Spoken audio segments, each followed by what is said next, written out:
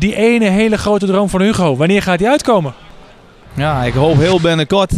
En ja, goed, zolang de radiozenders de plaatjes blijven draaien en de mensen ze aan blijven vragen.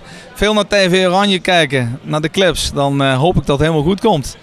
En wat heel belangrijk is voor alle artiesten, dat de mensen ook de plaatjes betaald blijven downloaden. Zodat wij de muziek kunnen blijven maken. Dat is heel belangrijk. Tuurlijk is het lastig. Kijk, je moet toch hoofdzakelijk met je optredens moet je hele plaatje zien te verdienen.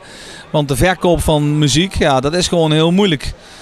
Zo gauw als je singeltje op YouTube staat, Spotify staat, mensen hoeven er niet meer voor te betalen om die muziek binnen te krijgen. En logisch dat ze dan ook die muziek eraf gaan halen. Alleen ja, voor onze artiesten wel steeds moeilijker om aan de bal te blijven. Je moet elke keer weer dingen verzinnen, zeg maar, om toch aan de rol te blijven. En kijken of je links en rechts misschien wat sponsors binnen kunt halen waar je samen iets mee kunt doen.